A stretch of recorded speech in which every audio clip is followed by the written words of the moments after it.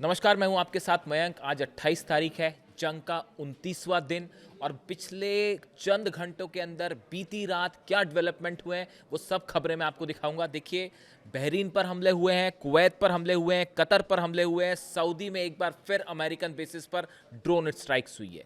ये वो खबरें हैं, ये वो हमले हैं जो अरब देशों पर हुए हैं। इसके अलावा इजराइल में लगातार हमले जारी हैं।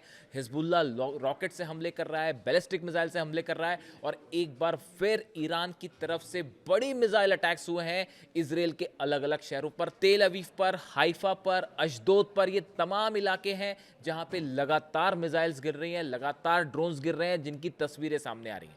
और ऐसी तबाही है इजराइल में जो शायद पहले कभी नहीं देखी गई और शायद इजराइल की जनता को इस बात का अंदाज भी नहीं था कि ईरान की तरफ से इतना बड़ा पलटवार हो सकता है। इस पर हम बात करेंगे, लेकिन बड़ी खबर आ रही है खार्ग आइलैंड से जुड़ी हुई, हॉर्मुज से जुड़ी हुई। देखिए, मैंने अपने पिछले वीडियो में आपको कहा था कि मैं हॉर्मुज को लेकर कई बड़ी बातें बताऊंगा आपको। अब हम उसी पर बात करेंगे। देखिए, ये कहा जा रहा है कि पेंटागन की तरफ से, यानी अमेरिका का जो रक्षा विभाग है, उसकी तरफ से एक बड़ा प्लान तैयार किया गया है कि किस तरह से अमेरिका जो है वो हॉर्मुज पर ग्राउंड ऑपरेशन करेगा, कैसे मरीन्स उतारे जाएंगे। जो रिपोर्ट आई है उसके मुताबिक 10,000 मरीन्स, 10,000 सैनिक, जिसमें पैराट्रूपर शामिल हैं, मरीन शामिल हैं, डेल्टा फोर्स के सैनिक शामिल हैं, ये ऑलरेडी हॉर्मुज के लिए रवाना कर दिए गए हैं। इनकी लोकेशन अभी साफ नहीं है, एक लोकेशन डिस्क्लोज नहीं की जाएगी, लेकिन ये बताया जा रहा है, कंफर्म है कि ये अमेरिका से चल चुके हैं हॉर्मुज की तरफ। बात नंबर एक। बात नंबर दो, 3 आइलैंड्स हैं अभी तक। देखिए, आपने ये सुना होगा कि खार्ग आइलैंड पर कब्जा हो सकता है, हॉर्मुज पर ग्राउंड ऑपरेशन हो सकता है, लेकिन आज मैं आपको कुछ ऐसी चीज़ें बता रहा हूँ जो पता नहीं पहले आपने सुनी हो ना सुनी हो। इसको लेकर जो चीज़ें अब सामने आ रही हैं और इस तरह की रिपोर्ट्स लगातार चाइना की तरफ से, रशिया की तरफ से शेयर की जा रही हैं ईरान के साथ। अब ये बात छुपी नहीं है। देखिए, बताया जा रहा है कि 3 जगह, खार्ग आइलैंड, दूसरा अबू मूसा और तीसरा लारक, ये 3 आइलैंड्स हैं जिस पर एक साथ ग्राउंड ऑपरेशंस, मरीन उतारने का प्लान पेंटागन ने बनाया। ये होगा या नहीं होगा, ट्रंप इसको करने की हिम्मत करेंगे नहीं करेंगे, वो एक अलग बात है, उस पर हम अलग से बात करेंगे। लेकिन अमेरिका के प्लान को समझना बेहद जरूरी है और बड़े बारीकी से ईरान में इसका एनालिसिस हुआ है कि अगर ये ऑपरेशन होता है तो कैसे ईरान काउंटर करेगा। देखिए, बताया जा रहा है, खार्ग आइलैंड के बारे में मैं पहले बात कर चुका हूँ, मैं आपको हम उस पर डिटेल पे नहीं जाएंगे। वो प्लान पहले से तैयार है कि खार्ग आइलैंड पर जो है वो मरीन्स उतरेंगे और उसके बाद खार्ग का जो इलाका है उसको ईरान से अलग किया जाएगा संपर्क से और उस पर कब्जा किया जाएगा। ये खार्ग आइलैंड की बात है। मैं आपको पहले बता चुका हूँ कि इराक उसके करीब है, कुवैत करीब है, तो वहाँ से बैकअप भेजने की भी कोशिश हो सकती है। इसके अलावा जो नए डेवलपमेंट है, जो दूसरा आइलैंड है वो है अबू मूसा और तीसरा लारक। देखिए, फारस की खाड़ी में जो अबू मूसा आइलैंड है वो हॉर्मुज का एंट्री पॉइंट माना जाता है। यानी कि ये कहा जाता है कि अगर आप हॉर्मुज में एंटर कर रहे हैं और अगर आपने अबू मूसा आइलैंड को कैप्चर कर लिया, अगर उस पर आपने कब्जा कर लिया, तो आप ये समझिए कि हॉर्मुज के एंट्री पॉइंट पर आपने कब्जा कर लिया। ये यूएई से करीब 40 माइल्स इसका डिस्टेंस है। देखिए, यूएई क्यों इंपॉर्टेंट हो जा रहा है और बार बार यूएई पर क्यों ड्रोन स्ट्राइक्स हुई हैं। कल फिर बताया गया कि यूएई पर जो है वो ड्रोन स्ट्राइक्स अब भी जारी हैं ईरान की, और रह रहे के बीच में ये वार्निंग शॉट्स दिए जा रहे हैं, वार्निंग सिग्नल्स भेजे जा रहे हैं बार बार यूएई को कि अगर किसी तरह का ग्राउंड ऑपरेशन अमेरिका करता है तो यूएई मदद ना करे। ये मैसेज देने के लिए ये ड्रोन्स जो भेजे जा रहे हैं बार बार, वो ये मैसेज देने के लिए भेजे जा रहे हैं कि अगर आपने अमेरिका की मदद की ग्राउंड ऑपरेशन में तो सीधी जंग, बड़े हमले होंगे आप पर। 40 मील की दूरी है अबू मूसा आइलैंड की। इसके अलावा लारक जो आइलैंड है, ये बंदर अब्बास के दक्षिणी हिस्से का आइलैंड है और सबसे बड़ी बात यह है कि ये ईरान का बड़ा कमांड सेंटर है। यहाँ पर बंकर्स हैं, यहाँ पर मिसाइल्स तैनात हैं, यहाँ पे डिफेंस फोर्सेस हैं, बोट्स हैं, पूरा कम्युनिकेशन जो ईरान का है हॉर्मुज को लेकर वो ये लारक आइलैंड से चलता है। इसीलिए जो तीसरे आइलैंड पर कब्जे की तैयारी है वो लारक आइलैंड है। अब सवाल ये है, देखिए, मैंने आपको पिछले वीडियो में बनाया था कि ये बताया था कि ये तीनों आइलैंड्स पर अगर मान लीजिए जो प्लान पेंटागन का है कि खार्ग में, अबू मूसा में और लारक, ये तीनों जगह अगर हेलीकॉप्टर से या प्लेन से, पैराशूट्स के ज़रिए यहाँ पे अगर अमेरिकन फोर्सेस उतरती है मान लीजिए, तो इनको साथ में बैकअप चाहिए होगा, और वो बैकअप के लिए जो आसपास के जितने देश हैं वो सब के ज़रिए बैकअप देने की कोशिश हो सकती है। यूएई का इस्तेमाल हो सकता है। इसके साथ ही कुवैत और इराक की मैंने ऑलरेडी बात की है। ये वो इलाके हैं जिस पर ईरान ने अपनी पैनी नज़र बनाई हुई है। अब बताया ये जा रहा है कि इस ग्राउंड ऑपरेशन के पहले जो हमले हो रहे हैं, आपने देखा कि कल किस तरह से जो हमले हुए ईरान पर, और जिस तरह से खबरें आई कि GBU 72 बंकर बस्टर बॉम्ब्स हैं वो कई जगह पर गिराए गए हैं, हॉर्मूज के आसपास, बंदर अब्बास के पास। ये प्रोसेस है जो इस ग्राउंड ऑपरेशन के पहले अमेरिका ने शुरू कर दी है। आप देखिए हर उस जगह पर हमले हो रहे हैं जो हॉर्मूज के आसपास के इलाके हैं, जो नेवल बेसिस हैं। आप देखिए इजराइल की स्ट्राइक्स भी अब उस जगह ज़्यादा हो रही है जहाँ पे समंदर के इलाके हैं जो ईरान के, और ताकि वो कोशिश ये है कि इन समंदर के इलाकों में हमले करके ईरान को यहाँ कमज़ोर किया जाए ताकि ग्राउंड ऑपरेशन हो सके। ये हमले बता रहे हैं, हमलों का नेचर बता रहा है कि ग्राउंड ऑपरेशन का एक प्लान है कार्ड्स पे। देखिए हमले जब होते हैं तो हमलों का नेचर क्या होता है, किस जगह पर हमले हो रहे हैं, उसकी स्ट्रैटेजिक पोजीशन क्या है, वहाँ पे कौन से हथियारों से हमले हो रहे हैं, ये बताता है कि सामने वाले दुश्मन देश का एम क्या है, उसका टारगेट क्या है। बंकर बस्टर बम से हमला होना, ईरान के समंदर के इलाकों में जो बेसिस है वहाँ पर हमला होना, मिसाइल सिटी पर हमला होना। आपने देखा कि इजराइल की तरफ से नेवल कमांडर जो हैं ईरान के, उनको निशाना बनाया गया। कोशिश है इस इलाके में पहले ईरान को कमज़ोर किया जाए। इसके अलावा आप आगे बढ़ें कि अगर पैराट्रूपर्स उतरते हैं तो ऐसी स्थिति में ईरान की तरफ से क्या रिस्पॉन्स होगा, ईरान की तरफ से क्या जवाब होगा। अगर हम ये मान लें कि 10,000 सैनिक डोनाल्ड ट्रंप ने रवाना कर दिए हैं, उसका जवाब देने के लिए बताया जा रहा है कि ईरान ने अपने 6 लाख सैनिक हॉर्मूज की तरफ आगे बढ़ा दिए। करीब लाख के आसपास सैनिक वहाँ पहले से तैनात है। 1 लाख सेना ऐसी है ईरान की जो हॉर्मूज के आसपास द्वीपों में तैनात है, ऑलरेडी वो पोजीशन लेके तैनात है स्वागत करने के लिए अमेरिका के मरीज का। अब बताया जाता है कि 6 लाख सैनिक जो हैं वो बैकअप देने के लिए धीरे धीरे इस इलाके की तरफ आगे बढ़ने शुरू हो गए। डोनाल्ड ट्रंप की तरफ से क्या बयान आया, डोनाल्ड ट्रंप की तरफ से बयान आया कि हमें हॉर्मूज की ज़रूरत नहीं है, हमारे पास सऊदी अरब से पर्याप्त तेल है, हमारे पास अपना पर्याप्त तेल है। डोनाल्ड ट्रंप का ये कहना कि हमें हॉर्मूज की ज़रूरत नहीं है, इसका मतलब ईरान ने ये लिया कि अब ये एक्शन कर सकते हैं। अमेरिका की तरफ से ये कहना कि हम 10 दिन कोई हमला नहीं करेंगे, इसका मतलब ही यही है कि एक्शन हो सकता है और हमले हो सकते हैं। So the situation is what Donald Trump is saying, Iran is taking exactly opposite of it. जो डोनाल्ड ट्रंप कह रहे हैं उसका ठीक अपोजिट ईरान उसको समझ रहा है।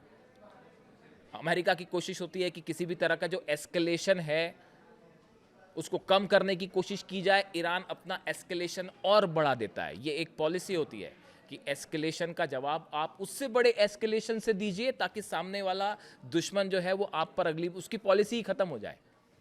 दिस वन ऑफ द इतने शिप्स का मूवमेंट है उस पर ईरान की फोर्सेस का जो प्रभाव है वो हटाया जाए और अमेरिका के सैनिकों के कंट्रोल में वो एरिया आ जाए जहां से जहाज निकल रहे हैं। तीसरा बड़ा जो एम बताया जा रहा है जिसकी भी चर्चा है कि पहले इस आइलैंड पर हमला, उसके बाद ईरान के कुछ तटवर्ती इलाकों में भी ग्राउंड ऑपरेशन हो सकता है। इस तरह की भी खबरें हैं, उसके लिए भी ईरान ने अपनी तैयारी कर रखी है। यानी अच्छा और आगे बढ़िए, जो ये 450 किलो यूरेनियम है ये अभी तक एक बड़ी मिस्ट्री बना हुआ है अमेरिका के लिए। अभी तक ये नहीं पता चल पाया कि ये है कहाँ, और इसको खोजना जो है वो एक बड़ी चुनौती है। इसके लिए पेंटागन में एक अलग प्लानिंग चल रही है, अलग प्रोसेस चल रहा है कि ये 450 किलो जो एनरिच्ड यूरेनियम है इसको कैसे हासिल किया जाए और कौन से संभावित ठिकाने हो सकते हैं जहाँ पे ये छुपा हुआ है और वहाँ पर कैसे सैनिकों को भेजकर कार्रवाई की जाए। इसके लिए एक बड़ी प्लानिंग चल रही है। यानी हॉर्मूज के लिए अलग प्लान है, यूरेनियम जो है वो उसके लिए अलग प्लान है। अब इसके लिए ईरान कैसे रिटेलिएट करेगा, जैसे ही सोल्जर्स उतरे वहाँ पे अमेरिका के मरीन्स उतरे। सबसे पहले उसको ईरान की तरफ से बड़ा प्लान है कि इन सोल्जर्स को घेर लिया जाए, यानी एक बार पैराट्रूपर्स उतरे अमेरिका के तो अब उनको वापस ना जाने दिया जाए और उनको घेर लिया जाए। इसके लिए छोटी बोट्स तैयार हैं, इसके लिए अबू मेहदी मिसाइल्स तैयार हैं, इसके लिए तमाम 6 लाख मैंने आपको बताया नंबर्स, उसमें 1 लाख सेना ऐसी है जो इसको फौरन घेर लेगी। इसके अलावा बड़े सारे अंडर वाटर वेपन्स हैं जो ईरान इस्तेमाल कर रहा है, उस पर मैं अलग से बात करूंगा। कई टॉर्पीडोज हैं, कई तरह के ड्रोन्स हैं जो कि जैसे ही अमेरिकन फोर्सेस उतरेगी उस पर हमले के लिए तैयार है, यानी एक बड़ा प्लान। इसके साथ साथ आप देखें कि ऑपरेशन सिर्फ हॉर्मूज पर नहीं होगा। अगर हॉर्मूज पर किसी भी तरह का ऑपरेशन होता है तो उसका नतीजा होगा अरब ठिकानों के जितने ऑयल सेंटर्स हैं, गैस स्टेशन हैं, उन सब पर एक बार फिर बैलिस्टिक मिसाइल से हमला होगा। यानी अगर ईरान की गैस स्टेशंस पर हमला होता है, हॉर्मूज पर हमला होता है, ऑयल डिपोज पर हमला होता है, तो नतीजा है पूरे अरब देशों के ऑयल डिपोज में आग लगेगी। ये जो बहरीन पे हमले हुए, कुवैत में जो शुवैक पोर्ट पर हमला हुआ, कल ड्रोन अटैक हुआ शुवैक पोर्ट पर और वहाँ पे अच्छी खासी आग लग गई। ये वार्निंग साइंस है एक कुवैत के लिए कि आप अगर ग्राउंड फोर्सेज आए तो मदद मत करिएगा, इसीलिए ये हमले हो रहे हैं। तो अरब देशों पर हमला होगा, डिएगो गार्सिया पर सीधा मिसाइल स्ट्राइक हो सकती है और इस बार 2 मिसाइल स्ट्राइक नहीं होगी, कई एक साथ मिसाइल्स फायर की जा सकती है। जितने अमेरिकन जहाज हैं पूरे इलाके में, ना सिर्फ अमेरिकन बल्कि हर उस देश का जहाज जो अमेरिका के साथ खड़ा है, वो सब के सब मिसाइल की जद में है और उन सब पर एक साथ मिसाइल अटैक हो सकता है। बाब अल मंदाब तुरंत बंद कर देगा, हूती की तरफ से हमले शुरू हो जाएंगे। यानी जो अरब वाला एरिया है जहाँ से ऑयल निकल रहा है, जो अरब लाल सागर को जोड़ रहा है, अदन की खाड़ी से जोड़ रहा है, ये इलाका भी उसी तरह बंद कर दिया जाएगा जैसे हॉर्मूज बंद है। देखिए डोनाल्ड ट्रंप की तरफ से क्या बयान आया। डोनाल्ड ट्रंप की तरफ से बयान आया कि हमें हॉर्मूज की ज़रूरत नहीं है, हमारे पास सऊदी अरब से पर्याप्त तेल है, हमारे पास अपना पर्याप्त तेल है। डोनाल्ड ट्रंप का ये कहना कि हमें हॉर्मूज की ज़रूरत नहीं है, इसका मतलब ईरान ने ये लिया कि अब ये एक्शन कर सकते हैं। अमेरिका की तरफ से ये कहना कि हम 10 दिन कोई हमला नहीं करेंगे, इसका मतलब ही यही है कि एक्शन हो सकता है और हमले हो सकते हैं। So the situation is what Donald Trump is saying, Iran is taking exactly opposite of it. जो डोनाल्ड ट्रंप कह रहे हैं उसका ठीक अपोजिट ईरान उसको समझ रहा है।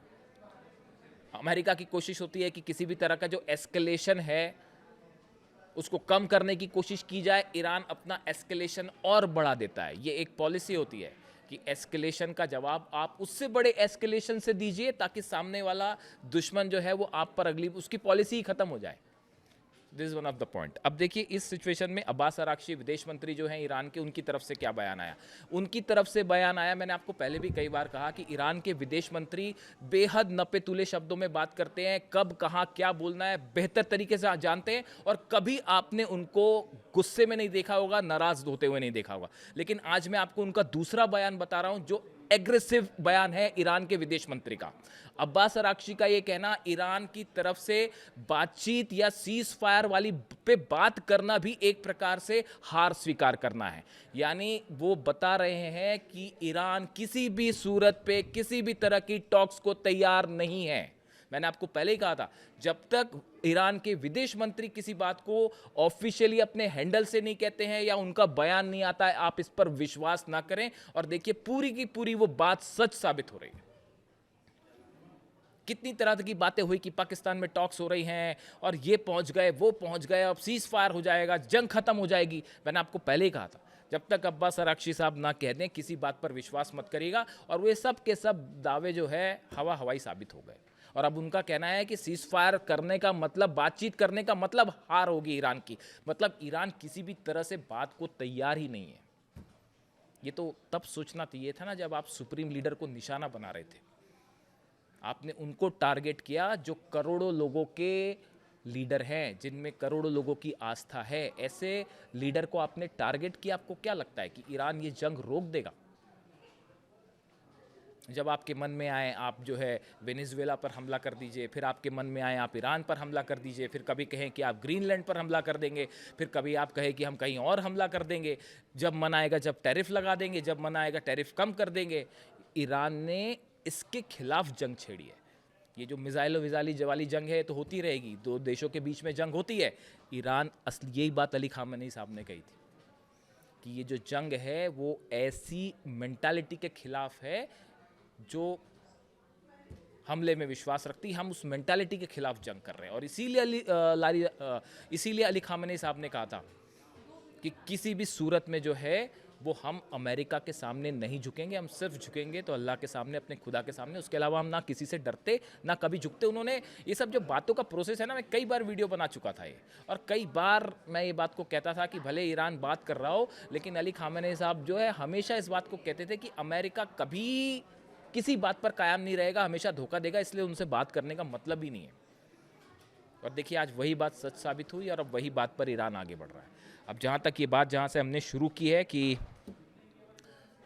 हॉर्मूज़, तो अब ये हॉर्मूज़ वाले सिचुएशन पर नज़र है। देखिए ऐसा है कि इसका बहुत संभावना है कि कुछ दिन बम्बार्डमेंट करने के बाद डोनाल्ड ट्रंप जो है वो वापस निकलने अपना हथियार लेके, क्योंकि ये मेरी व्यक्तिगत राय आप पूछें अगर, ये हॉर्मूज़ में जो ऑपरेशन है ये यहाँ पे फोर्सेस उतारने का मतलब पूरे दुनिया के युद्ध के इतिहास की सबसे बड़ी गलती होगी अमेरिका की। और यहाँ पे इतनी बड़ी अमेरिकन सोल्जर्स की कैजुअलिटी होगी। एक तो ईरान की 6 लाख सेना तैयार है और भयंकर गुस्से में है साहब, समझिए इस बात को। अभी तो वो मिसाइल वाले हमले हो रहे हैं, पूरे अमेरिकन बेस जल गए पूरा। आप खुद ही देख लो, क्या है, कुछ बोलने की ज़रूरत नहीं है। तो जब ग्राउंड ऑपरेशन करोगे तो क्या गुस्सा देखने को मिलेगा। तो ये ऑपरेशन बहुत महंगा पड़ेगा अमेरिका को, और रूस और चीन एक एक जानकारी प्रोवाइड कर। इससे जुड़ा जो भी अपडेट होगा आप तक पहुंचाऊंगा। Thank you so much.